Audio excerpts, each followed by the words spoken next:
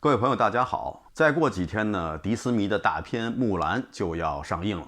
这部片子的宣传片我看了，反正是感觉挺有颠覆性的。剧情呢，跟以往应该有很大的不同。其实这也没什么可奇怪的，毕竟这个刘亦菲版的木兰是出自于迪士尼，而不是出自于 Discovery。所以跟他们争论这个史实是怎么样的，历史真相是如何的，完全是对牛弹琴。所以呢，他怎么编排这个花木兰，我也不会在乎的。当然了，我说什么他也不会在乎的。但是作为中国人呢，我觉得还是有必要了解一下这个花木兰这个故事的历史背景，这首长篇叙事诗的出处等等。今天呢，就跟大家聊聊和花木兰有关的历史话题。首先呢，想跟大家聊一下花木兰到底是不是姓花。在《木兰辞》中只是提到了她叫木兰，就是那句木兰当户织，没有提她姓花。这个花的姓氏是从何而来呢？这花姓来自于明朝的大才子徐渭。徐文长当时编了一部杂剧叫《辞木兰从军记》，后来呢，他还似乎有点画蛇添足般的给花木兰编了一个家谱，说他爸爸叫花胡，他弟弟叫什么，他们是哪个地方的人，他爸爸以前是个千夫长，等等等等。这一套东西呢，实际上都是徐渭为了他那部剧本的需要编出来的。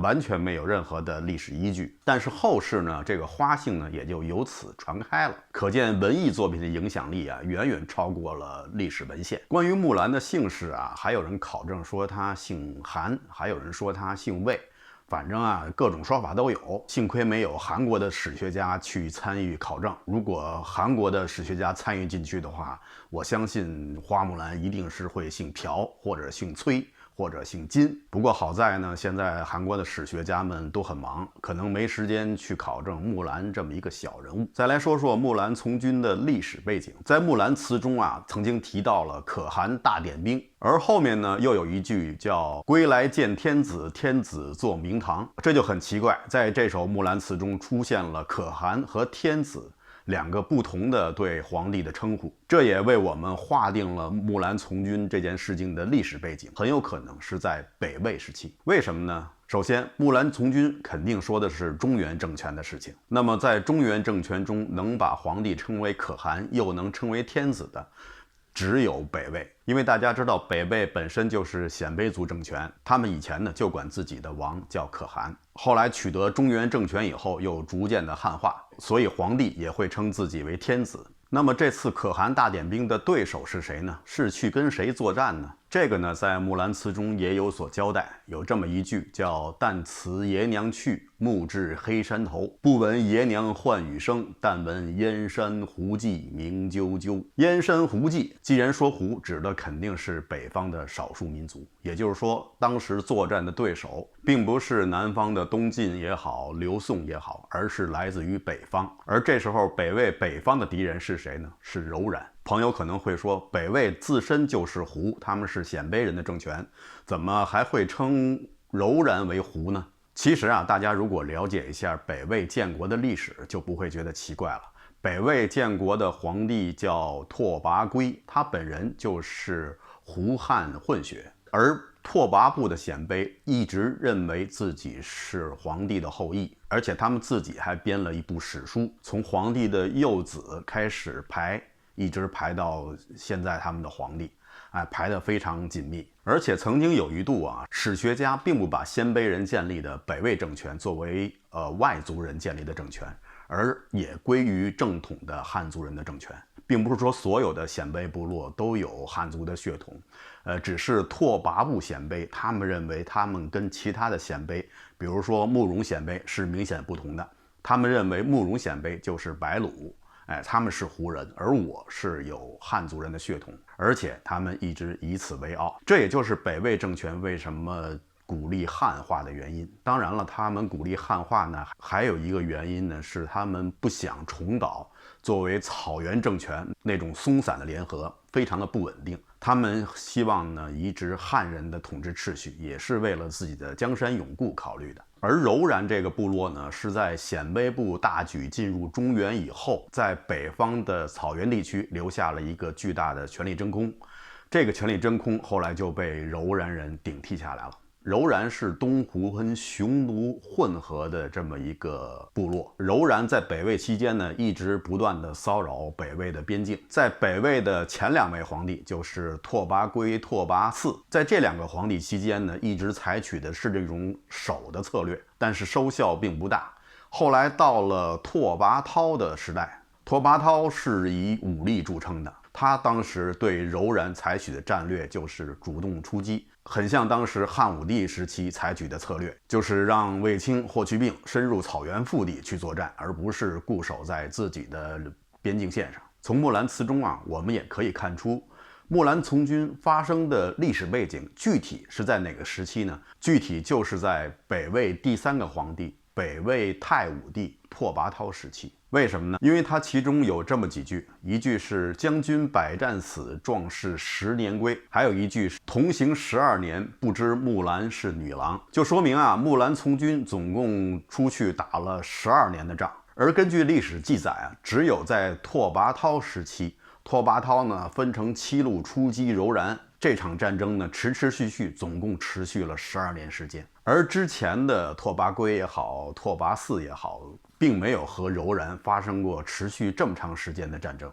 再来跟大家说说这位拓跋圭。拓跋圭呢是北魏的第3位君王，从很年轻的时候呢就显示出了过人的军事天赋。在拓跋圭执政期间，他完成了中国北方的统一。中国北方自公元308年刘渊建立前赵政权，然后就是大家熟知的五胡乱华时期。这段时期呢，中国北方一直处于分裂的状态，一直到了拓跋圭，他击败了北凉、北燕、胡夏等等那些北方的少数民族政权，最后完成了中国北方的统一。完成北方统一以后，拓跋焘南边的对手就剩下了我们以前谈到过的刘宋政权，就是在《锦绣南歌》中提到的宋文帝刘义隆。说起来，刘义隆也是一个雄才大略的君主，他执政期间可以说是南北朝期间南方政权中最强盛的那么一段时期。但是很可惜啊，刘义隆碰到的对手却是这位拓跋焘。这场文武之争啊，宋文帝和北魏太武帝最后是以拓跋焘的完胜而告终。就像南宋词人辛弃疾在《京口北固亭还古》那词中提到的，袁家草草，风凉居须，赢得苍狼北顾。可以说，既生文帝刘义隆，何必再生太武帝拓跋焘啊？这时候我产生了一个瞎想啊，如果拓跋焘早生几十年，或者说刘裕晚生几十年，让那位金戈铁马、气吞万里如虎的刘裕对上拓跋焘，那结果又会怎么样？当然了，历史是不能假设的，所以呢，我也只能是胡乱想想。拓跋焘执政期间啊，曾经重用了一个汉人叫崔颢，历史上对崔颢的评价非常之高。崔颢呢，不光是善于治国，而且也是一个当世罕见的美男子。后来崔颢编纂史书，把北魏以前的历史清清楚楚、真真实实的全部刻在了史书上。因为记载的东西呢，太过真实又太过残暴，引起了北魏的那些鲜卑贵族们的不满，最后呢，就怂恿拓跋焘杀死了崔颢。也就是自崔颢以后，史学家们在记载历史的时候就要小心翼翼了，不敢完全真实的记录下来，可以说是因为崔颢而心有余悸。拓跋焘呢还是比较残暴，他属于那种杀了人就后悔，后悔以后再接着杀那种君王。最后他所信任的能干的人都被他杀光了，他只能宠信他身边的太监中常侍宗爱。宗爱后来陷害太子，以至于太子被活活吓死。后来宗爱看到拓跋焘对太子之死有后悔的意思，就担心拓跋焘会杀了他，于是他先下手为强，就把拓跋焘杀死了。拓跋焘呢，是我们熟悉的北魏孝文帝拓跋宏的曾曾祖父，所以在前几年赵薇版的那部《花木兰》中，曾经提到花木兰呢和大陆演员陈坤扮演的拓跋宏一起并肩作战，这就有点扯了。那时候的北魏孝文帝拓跋宏还远远没有出生呢，而且拓跋宏10岁就继位了。他当皇子的时候呢，还是很小，怎么也不可能去上战场杀敌。在《木兰辞》中还有这样几句，说东市买骏马，西市买鞍鞯，北市买辔头，南市买长鞭。大家可能觉得奇怪啊，怎么古时候为国出征还要自带装备啊？其实这几句诗啊，恰好反映了北魏时期府兵制的特点。什么叫府兵制呢？府兵制呢，就是指的这些士兵呢本身也是农民，既为农又为兵。农忙的时候呢，从事农业生产；闲的时候呢，就进行军事训练；打仗的时候呢，就上阵杀敌。这就是府兵。府兵的所有的装备呢，都是要自己来解决的。你有多少钱，就配备什么水平的装备。所以大家也可以想象，两军对垒的时候，府兵制军队的这一方的装备也是参差不齐的，有的拿枪，有的拿锄头，有的拿木棒，有的有盔甲，有的没盔甲，有的骑马，有的步行，有点那个村头械斗的意思。府兵制呢，在隋唐时候呢，又达到了高峰。后来到了唐玄宗时代才废止了。到了宋朝实行的就是募兵制。募兵制呢，实际上就是军队是由那些职业军人来组成，他们长期服役，军人就是他们的职业。募兵制呢，需要更多的国家财政的支持，对国家的负担呢也就更加的重。这也是为什么北宋时期国家财政入不敷出，不堪重负的原因之一。在唐玄宗李世民时期呢，也实行的是府兵制。有一个很有趣的故事，说当年的李世民派遣手下大将李绩去攻打高句丽。李世民之前打过一次高句丽，但是呢，虽然每战皆胜，但是最终没有取得一个战略性的胜利，就是没有把高句丽征服。后来李世民又派李绩去攻打高句丽，李绩这次是志在必得，他也想为他的后代呢争取一些功名，于是呢，他就想让他的女婿也跟他一起出征，战场上立个功，也为将来的仕途发展打下一个好基础。但是这个女婿呢特别顽固，他认为他的老丈人是让他去送死的。他可能想到了隋炀帝征高句丽时牺牲的那些将士们，所以他不想去。李绩见他一直没有到军中报道，就催他说：“你怎么还不来啊？”他呢就假称自己没有钱买装备，所以可见呀，他也要自己买装备的，就买马呀、刀剑什么的。李绩呢就把钱给他，说：“我给你钱，你去买装备吧。”没想到啊，这个女婿啊钱也不要，自己跑了，躲到深山老林里去了，死活不愿意出征。这可以说是一个扶不起来的女婿啊，白给他的机会都不抓住。结果李绩这次出征就彻底征服了高句丽，得胜还朝，加官进爵。他的这位女婿呢，估计还在山里头逗猴呢。那么被拓跋焘击败的柔然，后来的命运又是怎么样呢？拓跋焘虽然击败了柔然，但是并没有彻底覆灭柔然帝国。柔然这个帝国最后亡于谁呢？最后亡于突厥。这个呢，我在以前的视频节目中曾经提到过。突厥呢，以前曾经是柔然帝国中专门负责打造铁器的这么一个部落。后来柔然逐渐衰落，突厥呢就开始崛起，最终彻底击败了柔然。被击溃的柔然部的一支曾经到了宇文泰统治的西魏，请求宇文泰收留他们。但是呢，宇文泰那时候也不敢得罪强大的突厥帝国，于是呢，就把这几千人又交给了突厥使者。最后这些人都被屠于城下。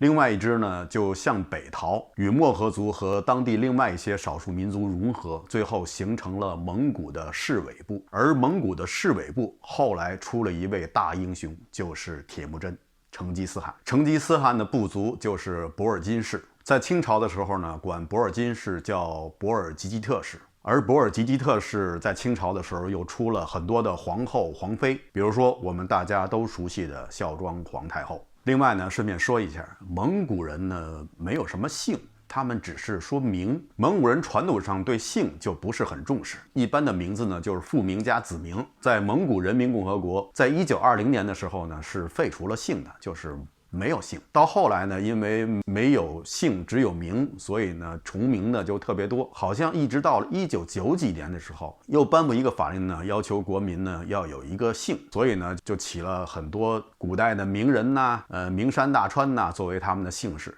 其中呢，博尔济吉特这个也成了他们一个特别普遍的一个姓氏。由此可见，博尔济吉特也就是蒙古人说的博尔金，这个部族在蒙古人心目中的地位，这就是蒙古人心目中的黄金家族。成吉思汗当年规定，皇帝只能从博尔金家族，就是黄金家族的直系亲属中产生，这也就是黄金家族的由来。关于木兰辞还有一个特别有争议性的问题呢，就是木兰到底是鲜卑人还是汉人？如果他是鲜卑人的话，那就不能称之为民族英雄。有些人认为呢，木兰是鲜卑人，理由呢是说，在当时的北魏是汉人务农，鲜卑人当兵。而从木兰辞中呢，可以明显看出呢，木兰的爷爷是军户，他们家人应该是经常要去当兵打仗的，所以由此断定木兰是鲜卑人。说花木兰是汉人，这个观点依据呢，主要在于从木兰辞中能看到，比如说第一句“唧唧复唧唧，木兰当户织”，这明显描写的是汉人男耕女织的这么一个情景。而且